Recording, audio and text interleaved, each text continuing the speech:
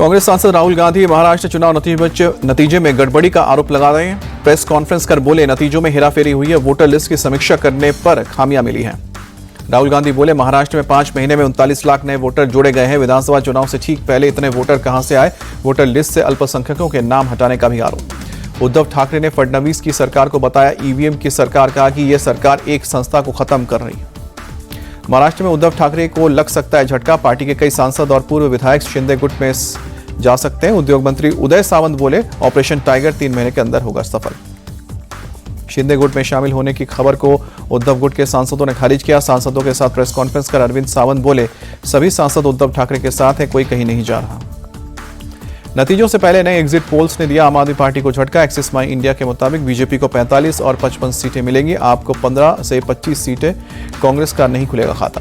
Axis माई India ने vote percentage भी जारी किया। बीजेपी को 48% वोट मिले, जबकि आपको 42% और कांग्रेस को 7% वोट मिलने का अनुमान। सीएनएक्स के एग्जिट पोल में भी बीजेपी को बढ़त। बीजेपी को 49 से 61 सीटें मिल सकती हैं। आपको आ सकती हैं 10 से 19 सीट। दिल्ली के चुनाव को रिजल्ट आने से पहले पूर्व सीएम अरविंद केजरीवाल का बड़ा आरोप। आम आदमी पार्टी के 16 उम्मीदवारों को फोन कॉल करके पार्टी छोड़ने के लिए दिए गए 15-15 करोड़ रुपए के ऑफर। केजरीवाल ने सोशल मीडिया एक्स पर किया पोस्ट। एग्जिट पोल्स के सर्वे को बताया फर्जी। लिखा कि उम्मीदवारों को तोड़ने के लिए बनाया जा रहा है माहौल, लेकिन हमारा एक भी आदमी नहीं टूटेगा। केजरीवाल ने सोशल मीडिया पर बीजेपी पर आरोप लगाया। लिखा, एग्जिट पोल्स में कुछ एजेंसी बीजेपी को दे रही हैं 55 सीट, फिर वो उनके उम्मीदवारों को क्यों कर रहे हैं फोन कॉल। आम आदमी पार्टी के सांसद संजय सिंह ने भी बीजेपी पर लगाया विधायकों को खरीदने की कोशिश का आरोप। कहा कि 7 विधायकों को 15-15 करोड़ का दिया गया ऑफर।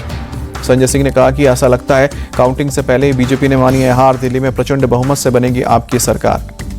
संजय सिंह के बयान पर भड़की बीजेपी। कहा कि संजय सिंह अपना बयान वापस ले या फिर माफी मांगे या कानूनी नोटिस के लिए तैयार है। संजय सिंह के आरोपों पर बोले दिल्ली बीजेपी अध्यक्ष वीरेंद्र सचदेवा, संजय सिंह का मानसिक संतुलन बिगड़ गया है। उन्होंने जो घटिया आरोप लगाए हैं उसका जवाब देना होगा। केजरीवाल के आरोपों पर गिरिराज सिंह का पलटवार। बोले, आपको 16 सीटें भी नहीं मिलेगी। केजरीवाल ने बीजेपी पर लगाया था खरीद फरोख्त का आरोप। अखिलेश यादव के बयान पर बोले केंद्रीय मंत्री गिरिराज सिंह, जनता ने अखिलेश, केजरीवाल और राहुल गांधी को नकार दिया है। एग्जिट पोल पर कांग्रेस नेता संदीप दीक्षित का बयान। बोले, अगर एग्जिट पोल सही है तो मुझे निराशा है। कांग्रेस को 15% वोट मिलने का अनुमान था। एग्जिट पोल पर आप नेता प्रियंका कक्कड़ का बयान। बोली, एग्जिट पोल में आपका नहीं आना शुभ है। बीजेपी ऐतिहासिक हार की ओर। दिल्ली के लोगों को जुमलेबाजी पसंद नहीं। एग्जिट पोल पर बोले, शाहदरा से आपके प्रत्याशी जितेंद्र सिंह शंटी, सर्वे लोगों को बरगलाने के लिए बनाए गए हैं। दिल्ली में आम आदमी पार्टी की ही सरकार बनेगी। वीरेंद्र सचदेवा ने दिल्ली में बीजेपी की सरकार बनाने का दावा किया। बोले, जनता ने भ्रष्टाचार के खिलाफ वोट किया है, बीजेपी की सरकार बनाता है। दिल्ली बीजेपी सांसद प्रवीण खंडेलवाल बोले, निश्चित रूप से दिल्ली में बीजेपी की सरकार बन रही है, हम विकास की नई कहानी लिखेंगे। दिल्ली बीजेपी सांसद कमलजीत शेरावत ने सरकार बनने का दिया दावा। बोले, बीजेपी की सरकार बनना तय है, हमने दिल्ली की जनता के दिलों में जीता है। एग्जिट पोल को लेकर बोले अखिलेश यादव, कई बार एग्जिट पोल गलत साबित होते हैं, कुछ ही घंटों बाद पता चलेगा। कांग्रेस के सांसद इमरान मसूद का बीजेपी और आम आदमी पार्टी पर अटैक। बोले, बीजेपी और आप एक दूसरे से मिले हुए हैं, इन्हें राहुल गांधी से डर है। दिल्ली चुनाव को लेकर बोले यूपी के मंत्री जयवीर सिंह, दिल्ली के नतीजे बीजेपी के पक्ष में आएंगे। मोदी की गारंटी पर जनता को विश्वास। पीएम मोदी की अध्यक्षता में आज शाम 6 बजे कैबिनेट की बैठक। नए आयकर बिल को मिल सकती है मंजूरी। 10 फरवरी को लोकसभा में सरकार पेश कर सकती है बिल। बिहार इंडिया के कई सांसदों ने संसद भवन में पीएम मोदी से की मुलाकात। मधुबनी पेंटिंग और मखाने का पैकेट भेंट कर बजट के लिए आभार जताया। संसद परिसर में विपक्षी सांसदों का विरोध प्रदर्शन। श्रीलंकाई सेना द्वारा पकड़े गए भारतीय मछुआरों को वापस लाने की मांग। लखनऊ में सपा कार्यालय के बाहर अखिलेश के लगे पोस्टर। लिखा, 27 में आएंगे अखिलेश, 32 में भव्य अर्धगुम कराएंगे। मूडा केस में कर्नाटक के सीएम सिद्धरमैया को कर्नाटक हाईकोर्ट से राहत। सीबीआई को केस की जांच सौंपने की मांग वाली याचिका रद्द। चंडीगढ़ में कांग्रेस विधायक राणा गुरजीत सिंह पर आईटी की रेड। राणा के कई ठिकानों पर पड़ा छापा। आय से अधिक संपत्ति के मामले में रेड। राष्ट्रीय स्वयंसेवक संघ के सरसंघचालक मोहन भागवत का 10 दिवसीय पश्चिम बंगाल दौरा। गुरुवार की रात को पहुंचे कोलकाता। संघ प्रमुख भागवत बंगाल के कई हिस्सों में आयोजित कार्यक्रम में करेंगे शिरकत। 16 फरवरी को एक जनसभा को भी करेंगे संबोधित। प्रयाग के महाकुंभ में पहुंचे बिहार के राज्यपाल आरिफ मोहम्मद खान। बोले, कुंभ में सारे भेदभाव खत्म हो जाते हैं, मानव ही माधव का रूप है। प्रयाग महाकुंभ में फिर लगी आग। मेला क्षेत्र के सेक्टर 18 में लगी आग। दमकल की गाड़ियों ने आग पर काबू पाया।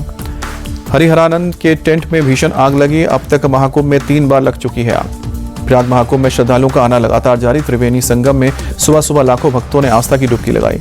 दिल्ली और नोएडा के कई स्कूलों को मिला बम की धमकी भरा मैसेज। पूर्वी दिल्ली के स्कूलों में बम की कॉल मिलते ही इमरजेंसी प्रोटोकॉल लागू। पुलिस और स्कूल प्रशासन ने छात्रों की सुरक्षा के लिए चौकसी बढ़ाई। सुरक्षा एजेंसियां कॉल की जांच में जुटी। नोएडा के स्कूलों में धमकी मिलने पर बोले डीसीपी राम बदन सिंह, चेकिंग के दौरान स्कूल में कुछ भी नहीं मिला, ये गलत सूचना थी, आगे की जांच जारी।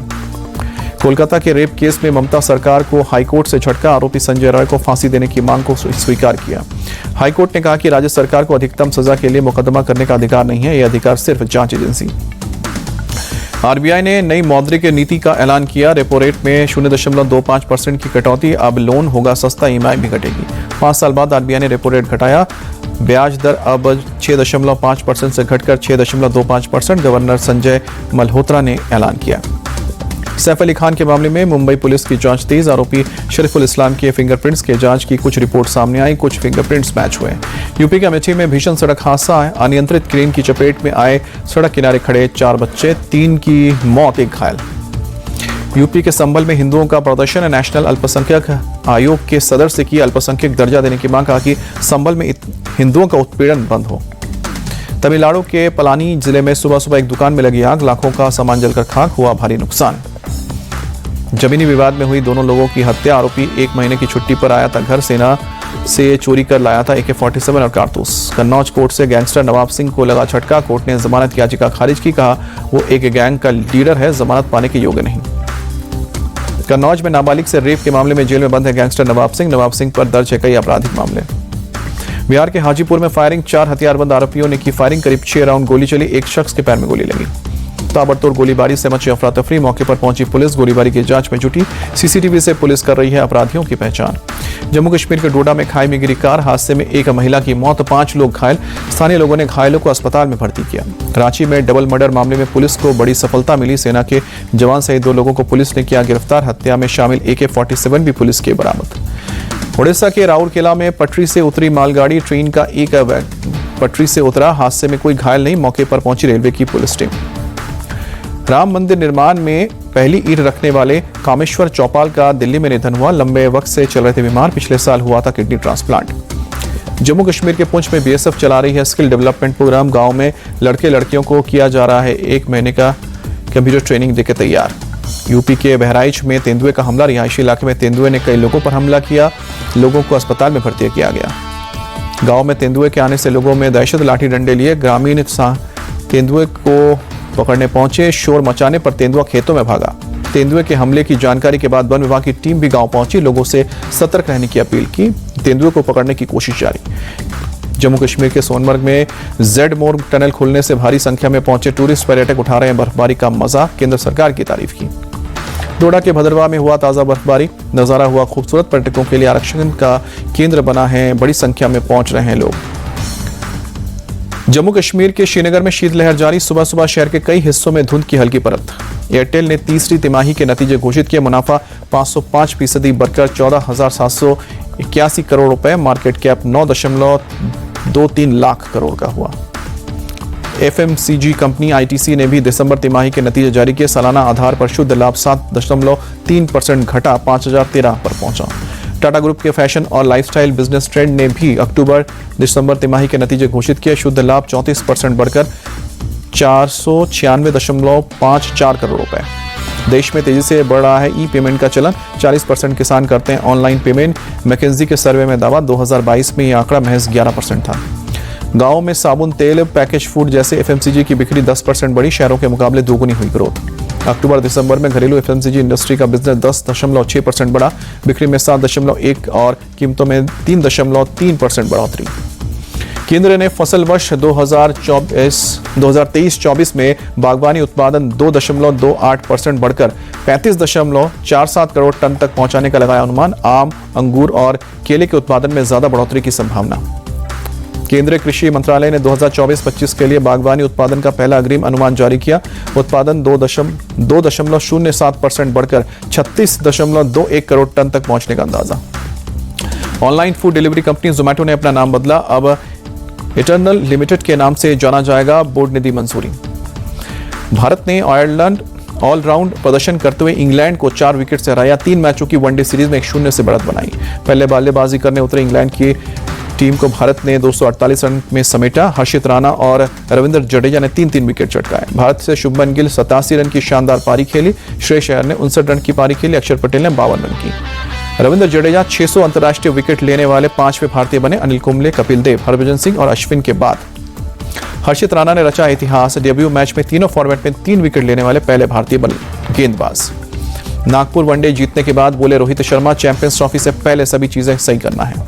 इंग्लैंड के खिलाफ पहले वनडे में नहीं खेले विराट कोहली, चोट की वजह से बाहर। दूसरे वनडे में होगी वापसी। 9 फरवरी को कटक में खेला जाएगा मैच। सचिन तेंदुलकर ने राष्ट्रपति भवन में राष्ट्रपति द्रौपदी मुर्मू से मुलाकात की। पत्नी अंजलि और बेटी सारा रही साथ। सचिन तेंदुलकर ने 2011 विश्व कप जीत को अपने जीवन का सर्वश्रेष्ठ पल बताया। 2011 विश्व कप ऐसी याद है जिसे फिर से जीना चाहूंगा। त्रिशा गोंगटी जनवरी में women's player of the month पुरस्कार के लिए नॉमिनेट है। बेत मुनी और करिश्मा राम हरेक से टक्कर।